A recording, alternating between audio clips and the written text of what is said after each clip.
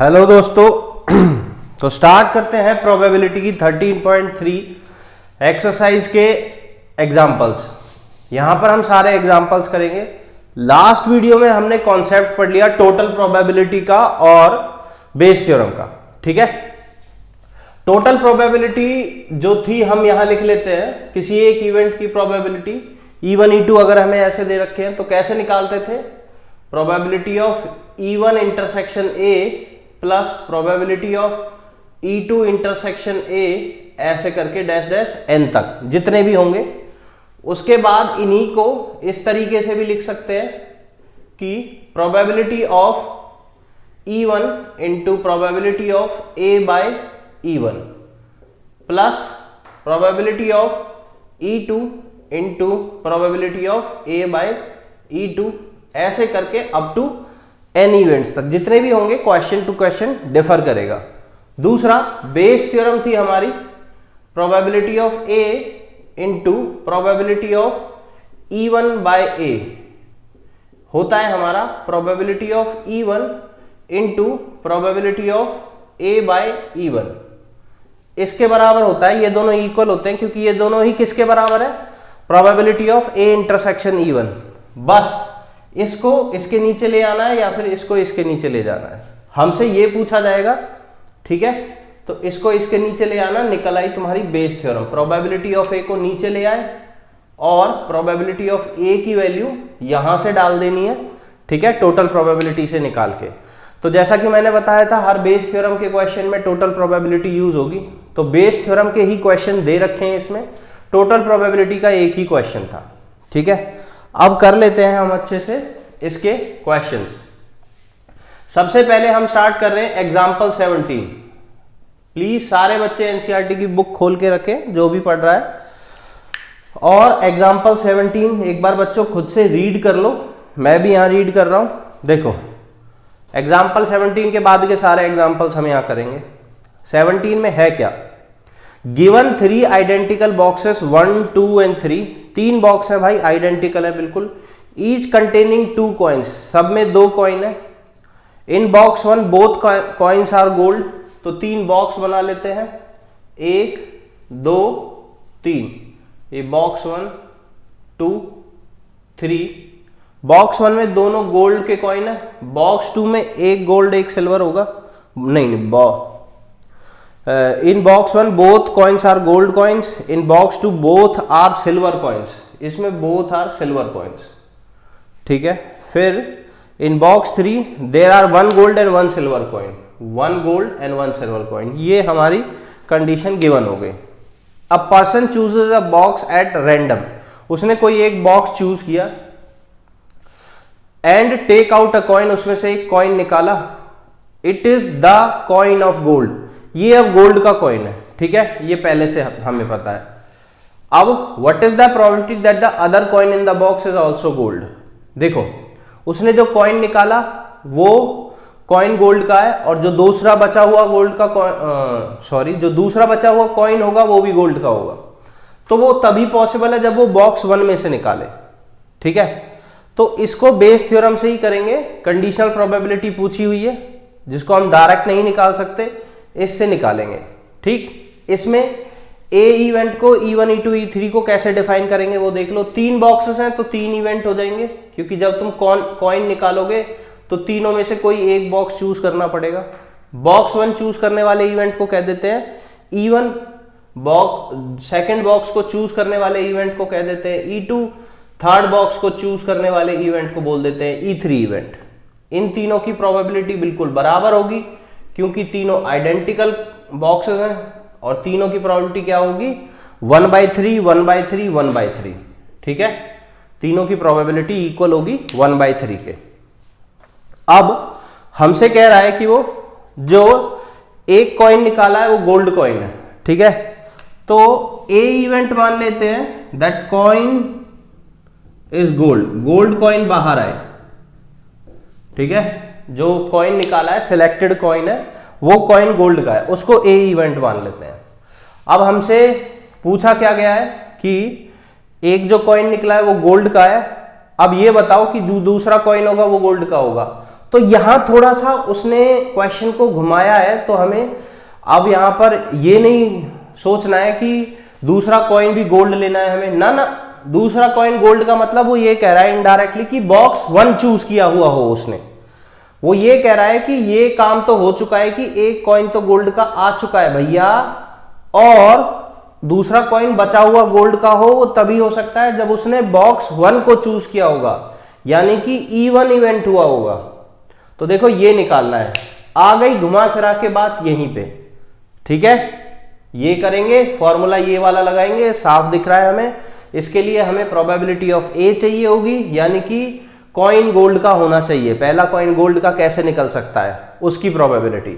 अब तुम्हें पता है पहला कॉइन गोल्ड का प्रोबेबिलिटी ऑफ ए कैसे निकल सकता है, इसमें से निकल सकता है, इसमें से। तुम्हें पता है इसमें से नहीं निकल सकता, बट वो हम मान के नहीं चलेंगे, मान के चलेंगे कि निकल सकता है। उसकी प्रोबेबिलिटी 0 आ जाएगी ऑब्वियसली, ठीक है, क्योंकि गोल्ड है ही नहीं, बट एक बार लिखना जरूर है। तो देखो गोल्ड का कॉइन तीनों में से किसी में से भी निकल सकता है, तो probability of A intersection E1, probability of A intersection E2, probability of A intersection E3। कहने का मतलब ये है कि एक पहला गोल्ड कॉइन निकालने की प्रोबेबिलिटी क्या होगी, या तो वो E1 यानी फर्स्ट बॉक्स में से निकल जाए, या सेकंड बॉक्स में से, या थर्ड बॉक्स में से। फर्स्ट बॉक्स में से निकलने की प्रोबेबिलिटी क्या होगी, पहले करो बॉक्स 1 को चूज, फिर गोल्ड कॉइन निकालो box 1 on the condition box 1 choose किया हुआ है, प्लस फिर करो सेकंड बॉक्स को चूज, फिर गोल्ड कॉइन निकालो on the condition second box choose किया हुआ है, प्लस फिर करो थर्ड बॉक्स को चूज यानी प्रोबेबिलिटी ऑफ E3, फिर probability of A by E3, ठीक है। ये है बिल्कुल, ठीक है। आई होप ये कॉर्नर दिख रहा होगा, मैं एक बार पीछे देख लेता हूं कि ये अच्छे से दिख रहा है, हाँ ठीक है। तो अब तुम देख सकते हो यहां पर probability of E1, E2, E3 तीनों 1/3 होंगी, तो तीनों की वैल्यू कॉमन भी ले सकते हैं, ठीक है। मैं यहां 1/3 कॉमन ले रहा हूं तीनों में से। अब इसकी प्रोबेबिलिटी क्या होगी, A बाई गोल्ड कॉइन, इसमें से गोल्ड कॉइन निकालने की प्रोबेबिलिटी क्या है भाई, 2 गोल्ड कॉइन है, जब भी निकालोगे गोल्ड कॉइन ही निकलेगा। अगर पहले से बॉक्स चूज कर रखा है तो इसकी प्रोबेबिलिटी होगी 1, इसमें से गोल्ड कॉइन निकालने की प्रोबेबिलिटी 1, इसमें से गोल्ड कॉइन निकालने की प्रोबेबिलिटी 0, क्योंकि कभी निकलेगा ही नहीं, गोल्ड कॉइन है ही नहीं। तीसरा, इसमें से गोल्ड कॉइन निकालने की प्रोबेबिलिटी 1/2, क्योंकि एक गोल्ड है और टोटल 2 कॉइन है। अब इसको ऐड करेंगे तो आ जाएगा 3/2 अंदर, 1/3 से मल्टीप्लाई 3/2 की, 3 कट जाएगा, आएगा फाइनली 1/2। सॉल्व कर लेना बच्चों, ये आ गया 1/2। अब तुम देखो इसमें पुट करना है, नीचे तो आ गया भैया 1/2, हर बार इसी में पुट करना होगा तुम्हें। Probability of E1 first box choose करने की प्रोबेबिलिटी है 1/3, probability of A by E1 gold coin first box में से निकालने की प्रोबेबिलिटी है 2/2, 2 गोल्ड कॉइन है, 2 टोटल कॉइन है, तो वो 1। ऐसे ही मैंने ये वाली भी निकाली थी, एक ही बात है, ये करके करो या डायरेक्ट लिख दो, एक ही बात है। 2 चला जाएगा ऊपर, 3 आ जाएगा नीचे, फाइनल आंसर 2/3, खत्म बात। तो ये हो गई प्रोबेबिलिटी, एक गोल्ड कॉइन पहले निकल चुका है, अब दूसरा भी उसमें गोल्ड कॉइन बचा हो, इसकी प्रोबेबिलिटी ये होगी, ठीक है। यानी कि हमने बॉक्स 1 चूज किया हो, दूसरा गोल्ड कॉइन ही बचा हुआ। 17 क्वेश्चन हमारा हो गया, ठीक है। अब आगे चलते हैं बच्चों, बहुत गर्मी हो रही है। हाँ, आगे चलते हैं एग्जाम्पल 18 पे। एग्जाम्पल 18 एक बार सब रीड करेंगे। हाँ, HIV वाला क्वेश्चन है, तो एक बार बच्चों सारे रीड कर लो, ठीक है। ये फॉर्मूले लिखे रहने देता हूं क्योंकि हमेशा यूज होंगे। एग्जाम्पल 18 करेंगे अब हम, उसका डेटा एक बार तुम E1, E2 इस तरीके से लिखने की कोशिश करो, ठीक है। बेटर होगा E1, E2 तुम खुद से बना लो तो देखो क्या दिया हुआ है, suppose that the reliability of an HIV test is specified as follow. HIV का कोई टेस्ट होता है, उसकी रिलायबिलिटी ऐसे दी हुई है, ऑफ पीपल हैविंग HIV, जिनको HIV है, 90% of the test detect the disease, ठीक है। 90% की डिटेक्ट हो जाता है, मतलब पॉजिटिव आती है रिपोर्ट, कि भैया तुमको HIV अगर पहले से है तो तुम्हारी रिपोर्ट 90% की पॉजिटिव आएगी, 10% को वो छोड़ देती है, उनकी नेगेटिव भी आ जाती है, ठीक है, 10% की नेगेटिव ही आती है मतलब, but 10% go undetected. Of people free of HIV, जिनको HIV है ही नहीं, 99% की नेगेटिव ही आती है रिपोर्ट। नेगेटिव का मतलब डिटेक्ट नहीं होती है, क्योंकि है भी नहीं तो नेगेटिव आएगी रिपोर्ट। और उसके बाद 1% की डिटेक्ट हो जाती है। अब यही प्रॉब्लम है कि by some error, by human error, by device error, किसी भी एरर की वजह से, ठीक है, 99% लोग जिनको HIV नहीं है उनको भी ये दिखा देता है कि भैया तुम्हें भी HIV है। इसलिए उसका टेस्ट 2-3 बार कराओ इस तरीके से। Are diagnosed as showing HIV positive from the large population of having 0.1% HIV। तो टोटल पॉपुलेशन में से इतनी पॉपुलेशन को HIV है, ठीक है, ये फैक्ट दे रखा है, ठीक है। अब 1 person is selected at random, एक कोई पर्सन रैंडमली सिलेक्ट किया गया, गिवन द HIV टेस्ट उसको दिया गया, and the pathologist reports him और हर एज HIV पॉजिटिव, और उसकी जो रिपोर्ट आई है वो पॉजिटिव रिपोर्ट आई है, ठीक है, उसकी रिपोर्ट जो आई है वो पॉजिटिव आई है, ठीक है, डिटेक्ट हो गई है मतलब, ठीक है, पॉजिटिव आई है। What is the probability that the person actually has HIV? अब वो पूछ रहा है कि उसको एक्चुअल में HIV हो, तो ये E1 E2 इवेंट की ही प्रोबेबिलिटी पूछते हैं। तो HIV होना और ना होना वही E1 और E2 हो जाएंगे। तो E1 वो हो जाएंगे जिनको HIV है, कितने हैं वो लोग? 0.1%। परसेंट को प्रोबेबिलिटी में कैसे डिवाइड करते हैं? 100 से डिवाइड करके, तो 0.1 डिवाइडेड बाय 100। तो ये E1 इवेंट है जिनको HIV है ऐसे लोग, ठीक है, तो इसकी प्रोबेबिलिटी हो जाएगी 0.1 बाय 100। अब प्रोबेबिलिटी E2 इवेंट वो होगा जिनको HIV नहीं है, ठीक है, तो वो हो जाएगा, इसको 1 में से माइनस कर देंगे तो मेरे हिसाब से ये तो आ रहा है 1/1000, तो ये आ जाएगा 999/1000, ठीक है। अब हमें देखना है कि हमें प्रोबेबिलिटी निकालनी है। पहले हमें ए इवेंट डिफाइन करना पड़ेगा बच्चों। ए इवेंट वो होता है जिसकी प्रोबेबिलिटी गिवन होती है, या फिर जो कंडीशनल गिवन होती है कि दिस इज गिवन, तो इसकी प्रोबेबिलिटी क्या हुई होगी। जैसे कि इसमें हुई होगी कि ये पूछा हुआ है कि HIV होगा उसको, इसकी क्या प्रोबेबिलिटी है, ऑन द कंडीशन उसकी रिपोर्ट पॉजिटिव आई है। तो ए इवेंट उसको लेते हैं जब रिपोर्ट पॉजिटिव आए, when report is positive, when report is positive, मतलब कि ये दिखाया जाए उसमें कि HIV पॉजिटिव है ये बंदा, रिपोर्ट में ये आया है, वो है नहीं है उससे मतलब नहीं है और नहीं है इसके, तो ये इवेंट हो गए। रिपोर्ट में पॉजिटिव आया है उसको ए इवेंट मानेंगे। अब हमें प्रोबेबिलिटी निकालनी है इस चीज की कि उसको एक्चुअल में तो HIV है, E1 event, on the condition उसकी रिपोर्ट पहले से पॉजिटिव आ चुकी है, तो उसके लिए हमें ये सब चाहिए होता है, प्रोबेबिलिटी ऑफ ए चाहिए होगा, टोटल प्रोबेबिलिटी से निकालेंगे। तो प्रोबेबिलिटी ऑफ ए कैसे निकालेंगे? सेम वही काम। पॉजिटिव कब आ सकता है? 2 केसेस में आ सकता है। एक पॉजिटिव तब आ जाए जब उसको HIV हो सच में, प्लस पॉजिटिव तब भी आ रहा है जब उसको HIV नहीं है, राइट। तो ये दोनों, अब दोनों को मल्टीप्लिकेशन थ्योरम से, जो हर बार कर रहा हूं मैं, E1 into probability of A by E1 plus probability of E2 into probability of A by E2, यहां से इन सब की वैल्यू हम डाल देंगे, ठीक है। इसकी प्रोबेबिलिटी हमें दे रखी है E1 1/1000, probability of A by E1 कि वो डिटेक्ट हो जाए ऑन द कंडीशन उसको पहले से HIV है, इसकी प्रोबेबिलिटी तुम्हें दे रखी है। 90% का डिटेक्ट हो जाता है जिनको HIV है, तो इसकी प्रोबेबिलिटी हो जाएगी 90/100, यानी कि 0.9, ऐसे भी लिख सकते हो, कैसे भी लिख लो, प्लस ये वो जिनको HIV नहीं है कितने हैं? 999 डिवाइडेड बाय 1000।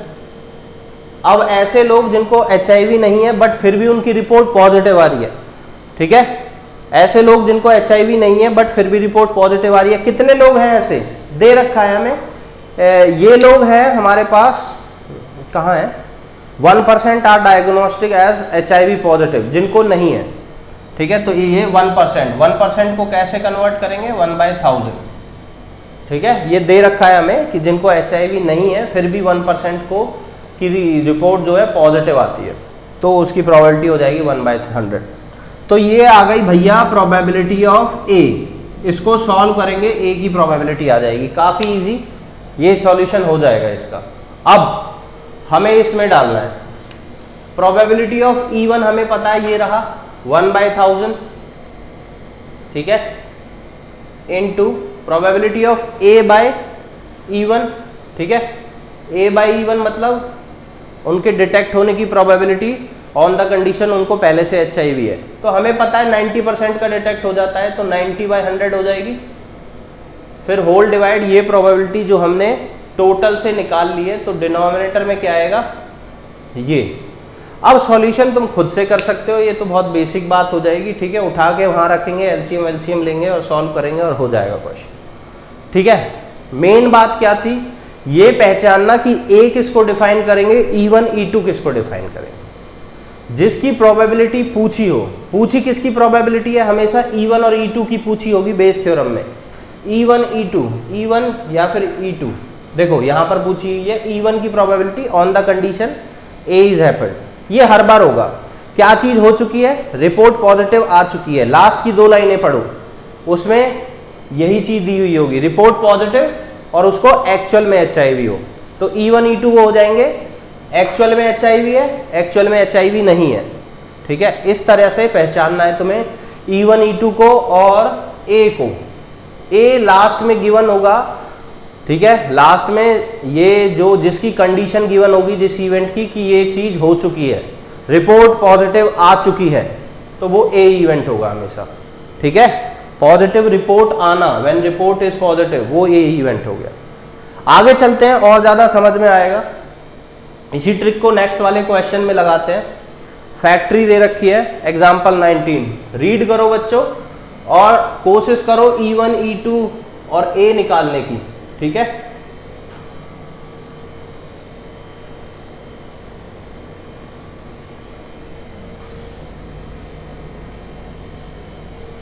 अगर तुम इन इवेंट्स को E1 E2 और A के अलावा कोई और नाम भी दे रहे हो तो भी दे सकते हो, बट मैंने ओवर द ईयर्स यही सीखा है कि बच्चे ज़्यादा नाम देने से ज़्यादा कंफ्यूज हो जाते हैं, हर बार डिफरेंट फार्मूला लगा के आ जाते हैं और फंस जाते हैं। इसीलिए मैं हमेशा किसी ना किसी तरह घुमा फिरा के सबको E1 E2 E3 और A की टर्म्स में लेके आ जा रहा हूँ, वही सबसे बेनिफिशियल होता है और वही सबसे बेस्ट है, ठीक है। बट तुम चाहो तो वैसे भी कर सकते हो, तुम्हारी मर्जी है, नंबर एक भी नहीं कटेगा। अब आते हैं, एक फैक्ट्री है भैया which manufactures bolts, machine A, B and C manufactures respectively 25%, 35% and 40% of the bolt, ठीक है। जो टोटल बोल्ट बनते हैं उसमें A B C, ठीक है, हम कर रहे हैं एग्जाम्पल 19। 3 मशीन है हमारे पास A B C, A बनाती है 25%, 35% B बनाती है और C बनाती है 40%। मैं बस डेटा को लिख रहा हूं ऊपर, ठीक है।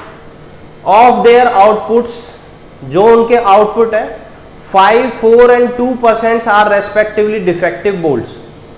जो इनके ये आउटपुट है इसमें से जो डिफेक्टिव है, ठीक है, डिफेक्टिव, इसका 5% डिफेक्टिव है और इसका 4%, इसका 2%, इसका 4% और इसका 2%, ठीक है, ठीक है। अब आएगा a bolt is drawn at random from the product में से कोई एक बोल्ट निकाला गया and it is found to be defective. ये पहले से ही डिफेक्टिव आ गया है, ठीक है, तो ये A दे रखा है। ध्यान रखना, जो चीज हो चुकी है वो A है, ठीक है, जो चीज हो चुकी है वो A है। बोल्ट इज डिफेक्टिव, मैंने पूरा क्वेश्चन ही नहीं पढ़ा, मुझे A पता चल गया, bolt is defective, it is found to be, जो पहले हो चुका हो, डिफेक्टिव। अब what is the probability that it is manufactured by machine B. भाई अब ये बी मशीन से बनाया गया हो तो ये हो गया इवेंट 1, 2 या 3 में से कोई, ठीक है। तो इवेंट 1 और इवेंट 2 और इवेंट 3 क्या हो जाएंगे, वो हो जाएंगे। इवेंट 1 वो होगा जब बोल्ट बनाया गया है फर्स्ट मशीन से ए से। इवेंट 2 हो जाएगा जब बोल्ट बनाया गया है मशीन बी से। इवेंट 3 हो जाएगा जब बोल्ट बनाया गया है मशीन सी से, ठीक है। हाँ, अब इन तीनों की प्रोबेबिलिटी क्या हो जाएगी, वो हमें गिवन है, हमें पहले से ही गिवन है कि ए से बनाए जाते हैं 25% बोल्ट टोटल बोल्ट का, तो ये इसकी प्रोबेबिलिटी आ जाएगी। बोल्ट इससे बनने के चांसेस क्या हैं कि 25% बनते हैं तो 25/100, इससे 35/100, इससे 40/100, ठीक है। तो इनकी प्रोबेबिलिटी इनके परसेंटेज को कन्वर्ट करके आ गई, खत्म। अब पूछा क्या है कि बोल्ट डिफेक्टिव है पहले से, ठीक है, और वो बी मशीन से बनाया गया हो यानी E2 इवेंट, ठीक है, इसकी प्रोबेबिलिटी पूछी है। तो बच्चों घबराना नहीं है, जहां E2 है वहां यहाँ E2 आ जाएगा, यहाँ E2 आ जाएगा, फिर से सेम हो जाएगा, ठीक है। तो बेस थ्योरम सिर्फ E1 के लिए नहीं, E2, E3, E5 सबके लिए लगती है, ठीक है। तो यहाँ आ गया 2, यहाँ आ गया 2, यहाँ आ गया 2, बट उसके लिए हमें फिर से ए की प्रोबेबिलिटी निकालनी पड़ेगी। ए क्या है, defective bolt. So probability of A क्या आ जाएगा कि डिफेक्टिव बोल्ट वो कहां से हो सकते हैं, ए इंटरसेक्शन। ध्यान रखना ये वाला ए और ये मशीन ए थोड़ा डिफरेंट है, ठीक है, तो कंफ्यूज मत होना, ये वो ए है जो हम मान के चलते हैं और ये मशीन का नाम है ए। तो इस केस में ए को कोई और नाम दे दोगे तो ज्यादा अच्छा है, बट अगर तुम अच्छे से डिफाइन करोगे A is an event where bolt is defective, ठीक, तो नंबर नहीं कटेंगे। तो ए वो इवेंट है जब बोल्ट डिफेक्टिव है। तो बोल्ट डिफेक्टिव तब आ सकता है जब हमने उसको फर्स्ट मशीन से बनाया हो, बोल्ट डिफेक्टिव जब आ सकता है जब हमने उसको सेकंड मशीन से बनाया हो, और तीसरा बोल्ट डिफेक्टिव तब भी आ सकता है जब हमने उसे तीसरी मशीन से बनाया हो। इसकी प्रोबेबिलिटी क्या होगी भैया, पहले तो मशीन चूज करी, फिर डिफेक्टिव होने के कितने चांसेस हैं, प्लस मशीन चूज करी, डिफेक्टिव होने के कितने चांसेस हैं, ठीक है, प्लस मशीन चूज करी, डिफेक्टिव होने के जो चांसेस हैं वो लिख दिए, ठीक है। सेम मल्टीप्लिकेशन थ्योरम तीनों में अलग अलग लगा दी, खत्म बात। ये क्वेश्चन बिल्कुल बाकी सारे क्वेश्चंस की तरह सेम है, इसमें कुछ भी ऐसा नहीं है जो तुमसे नहीं होगा बच्चों, ठीक है। तो ये क्वेश्चन हमसे बड़े प्यार से हो जाएगा, ठीक है। अब देखो यहां पर हमसे ये पूछा गया है कि ये कैसे निकालेंगे कि बोल्ट डिफेक्टिव है ऑन द कंडीशन ये फर्स्ट मशीन से आया है, दिया हुआ है हमें, ठीक है। क्या दिया हुआ है, 5% बोल्ट डिफेक्टिव होंगे, तो इसकी प्रोबेबिलिटी हो जाएगी 5/100, इसकी, इस वाले की हो जाएगी 4/100, इसकी हो जाएगी 2/100। बाकी इन तीनों की प्रोबेबिलिटी ये दे रखी, रखेंगे, प्रोबेबिलिटी ऑफ ए आ जाएगी। एक बार रख देता हूं, 25/100, ए की A/E1 क्या होगा 5/100 इंटू 5/100 प्लस E2 क्या होगा 35/100। ये तो बिल्कुल परोस के दे दिया है क्वेश्चन, एकदम सारी चीजें क्लियर है। ये होगा 4/100, ये इंटू है, ठीक है, प्लस ये है 40/100 इंटू A/E3 क्या दिया हुआ है 2%, तो 2/100। अब इसमें रख देंगे प्रोबेबिलिटी ऑफ ए जो यहां से आएगी, ठीक है, ये है प्रोबेबिलिटी ऑफ ए। E2 क्या हो जाएगा, ये रहा हमारा E2, A/E2 क्या हो जाएगा, ये अभी रखा था A/E2, हाँ A/E2 अभी निकाला था, defective on the condition E2 second boost से बना हो, तो ये हो जाएगा 4/100, ये 4/100 और ये 35/100 और ये वाला इसको सॉल्व करके जो आएगा, ठीक है। टाइम वेस्ट नहीं करते हैं इस चीज़ की कैलकुलेशन वीडियो में करके, तुम देख भी सकते हो कैलकुलेशन सेम ऐसे ही हो रही होगी एग्जाम्पल में, खुद से कर भी लेना, हो जाएगा। इसके बाद क्वेश्चन का कोई महत्व नहीं है, कोई लॉजिक नहीं है उसमें, सीधा सीधा होना है। आगे चलते हैं, एक बार नेक्स्ट क्वेश्चन और देखते हैं।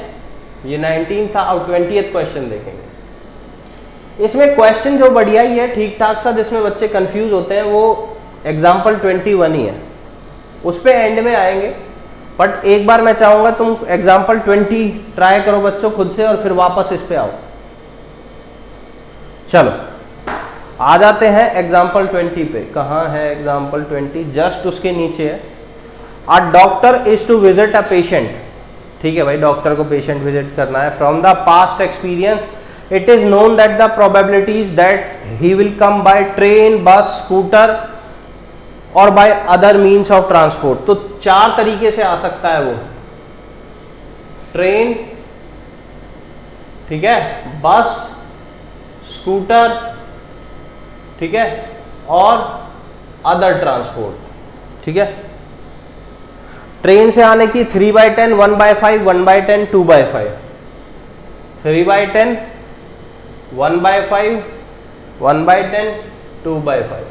ये ही तुम्हारे 4 इवेंट हो जाएंगे, E1, E2, E3, E4। ठीक है, इसमें 4 इवेंट बनेंगे। कैसे पता चला? क्योंकि कई बार कई क्वेश्चंस कर रखे हैं, तो क्वेश्चंस की प्रैक्टिस से ही पता चल जाता है। इनके सम भी 1 है चारों के, और एक इवेंट होगा तो दूसरा नहीं होगा, ये म्यूचुअली एक्सक्लूसिव भी है। अगर तुम्हें ऐसे नहीं पता चल रहा है तो क्वेश्चन और आगे पढ़ोगे तब भी पता चल जाएगा।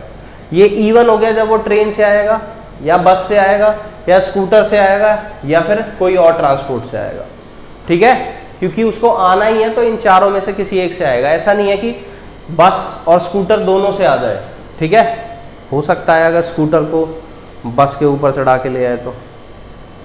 चलो देखते हैं, अब आगे दिया हुआ है the probabilities that he will be late are, late होने की प्रोबेबिलिटी है 1/4, 1/3, 1/12 if he comes by train, bus and scooter respectively. ठीक है, ठीक है, but if he comes by other means of transport then he will not be late, तो वो late नहीं होगा।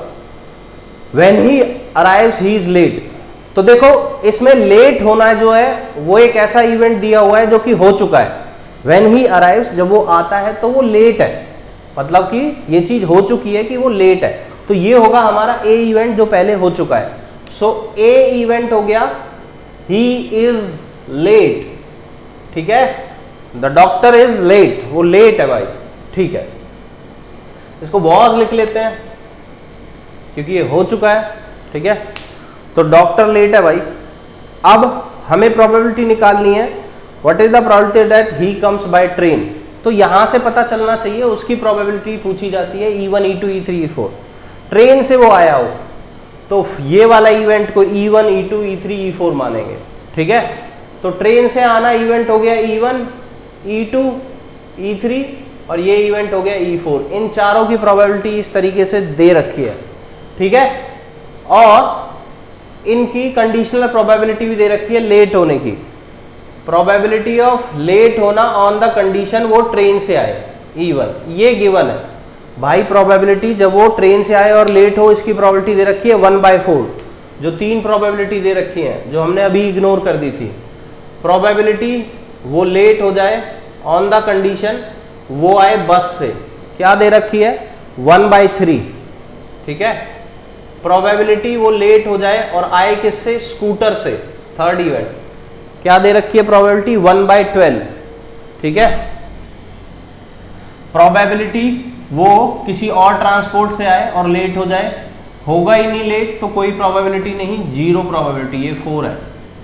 ठीक है, अब निकालना क्या है भैया, यही निकालना है बस। इसमें इवेंट 2 की जगह इवेंट 1 रखेंगे क्योंकि ट्रेन से आने की प्रोबेबिलिटी निकालनी है, वो लेट तो हो ही चुका है। तो E1, E1, E1। ठीक है, तो इसके लिए प्रोबेबिलिटी ऑफ ए निकालनी पड़ेगी।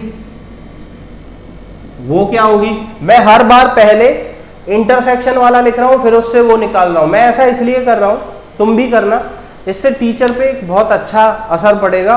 और जब तुम जेई के क्वेश्चन कर रहे होगे या फिर किसी भी कंपटीशन के क्वेश्चन कर रहे होगे तो तुम बिल्कुल नहीं अटकने वाले। तुम्हें पता होगा चीजें कहां से निकल के आई हैं, क्या ओरिजिन है, मतलब क्या है, ये सब चीज पता होनी चाहिए। तो वो लेट कैसे हो सकता है, वो लेट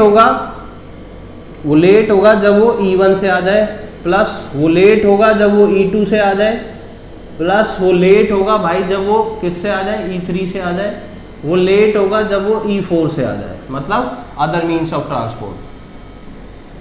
अब हमें पता है ए इंटरसेक्शन E1, पहले हम मान के चलते हैं वो भाई ट्रेन से आया हुआ है तो उसके लेट होने की प्रोबेबिलिटी, ये मल्टीप्लिकेशन थ्योरम से डायरेक्ट लिख लेते हैं क्योंकि कई बार लिख चुके हैं तो अब तक बोर भी हो गए हैं। अब नेक्स्ट क्वेश्चन में इसको डायरेक्ट ही लिखूंगा मैं, सॉरी A/E3 आएगा और ये आएगा प्लस में probability of E4 into probability of A/E4। ठीक है, हमें पता है ये तो जीरो है क्योंकि वो किसी और ट्रांसपोर्ट से आता है तो लेट होता ही नहीं है, ऊपर हमें पता है यहाँ जीरो डालेंगे ये जीरो हो जाएगा। यहाँ इनकी सबकी प्रोबेबिलिटी दी रखी है, E1 की प्रोबेबिलिटी 3/10, यहाँ 3/10, A/E1 1/4 परोस के दे रखी है क्वेश्चन में, एकदम इजी क्वेश्चन है, फट से डालेंगे हो जाएगा। इसमें कुछ भी ऐसा नहीं है जो तुम्हें कंफ्यूज करने वाला हो। ये डालो यहाँ, ये डालो यहाँ, ये डालो यहाँ, ये डालो यहाँ, ये डालो यहाँ, ये डालो सॉरी ये डालो यहाँ, ठीक है। फिर 2/5 यहाँ डालो, दूसरा वाला जीरो डालना है तो डालने का कोई फायदा नहीं है, जीरो ही हो जाएगा। सबको सॉल्व करो, प्रोबेबिलिटी ऑफ ए आ जाएगी, उसको रखो यहाँ। प्रोबेबिलिटी ऑफ E1 ट्रेन से आने की 3/10, A/E1 क्या है 1/4, सॉल्व करो तुम्हारा आंसर निकल आएगा, खत्म बात। Question number 21, example 21। एक बार तुम रीड करो बच्चों, तब तक मैं पानी पी लेता हूँ, 2 मिनट का टाइम देना बस मुझे बच्चों, गला सूख रहा है एकदम, रियली सॉरी बच्चों इसके लिए।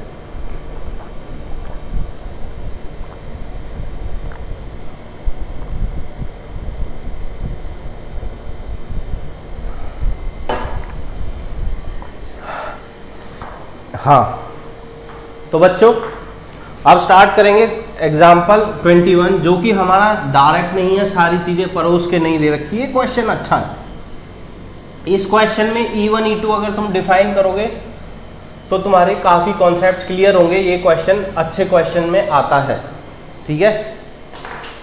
एग्जाम्पल 21, बट मेरा वाला लॉजिक लगाओगे तो काफी आराम से हो जाएगा। A man is known to speak truth 3 out of 4 times, ये समझ में आ गया। ट्रुथ बोलने की प्रोबेबिलिटी 3/4 होगी, ठीक है। बट ट्रुथ हमें समझ में नहीं आता, हमें समझ आता है इवेंट E1 E2 और इवेंट A, बस, ठीक है भाई। ही थ्रोज अ डाई, उसने डाई को फेंका, and he reports that it is a 6, उसने बोला कि 6 आया, 6 आना हो चुका है तो वो हो जाएगा इवेंट A कि 6 आ चुका है। सॉरी, ही रिपोर्ट्स 6 आया है, ये जरूरी नहीं है, उसने रिपोर्ट किया है कि 6 आया है इस तरीके से, तो उसने कुछ रिपोर्ट करना, A इवेंट हो जाएगा ही रिपोर्ट्स 6, ठीक है। ही रिपोर्ट 6, दोनों में फर्क है, देखो 6 का आना और उसका रिपोर्ट करना कि वो 6 है। क्यों? क्योंकि ये आदमी झूठ भी बोलता है, ठीक है। ये आदमी ऊपर साफ साफ लिखा हुआ है ट्रुथ 3 बार बोलता है 4 बार में से, तो यहां पर इसके रिपोर्ट आने को ट्रुथ नहीं मान के चलेंगे, हम ये मान के चलेंगे भैया उसने बस रिपोर्ट किया है कि ये 6 है और ये चीज हो चुकी है, इसीलिए इसको A इवेंट माना है, ठीक है। चीजें क्लियर हो रही हैं थोड़ा थोड़ा, ठीक है। A इवेंट आ गया अपना, E1 E2 E3 ये सब डिफाइन करने हैं। इसके बाद find the probability that it is actually 6, तो 6 का एक्चुअली आना, इसकी प्रोबेबिलिटी पूछी हुई है, A हो चुका है तो E1 हो जाएगा हमारा 6 का आना, तो E1 इवेंट लिख दिया that 6 is coming, 6 will come, या 6 आया है, ठीक है। 6 on the die, 6 on die, die पे जो थ्रो किया है तो उस पर 6 आया है। E2 इवेंट हो जाएगा 6 नहीं आया है, देयर इज नो 6, ठीक है। तो जब डाई को फेंकते हैं तो 6 आने की प्रोबेबिलिटी क्या होती है, 6 आने की, सॉरी E1 इवेंट है जब 6 आया है, 6 आने की प्रोबेबिलिटी 1/6, 6 ना आने की प्रोबेबिलिटी 5/6। अब हमें निकालना है कि प्रोबेबिलिटी ऑफ कि 6 तो उसने रिपोर्ट किया है कि 6 आया है, अब हमें निकालनी है, एक बार दोबारा क्वेश्चन पढ़ते हैं, ठीक है, ध्यान दो। हमें निकालना है probability that it is actually 6, तो वो 6 आया हो, इवन इवेंट एक्चुअल में हुआ हो, ये हमें निकालना है। ठीक है, ये हमें निकालना है। तो इसका फॉर्मूला तो ये रहा।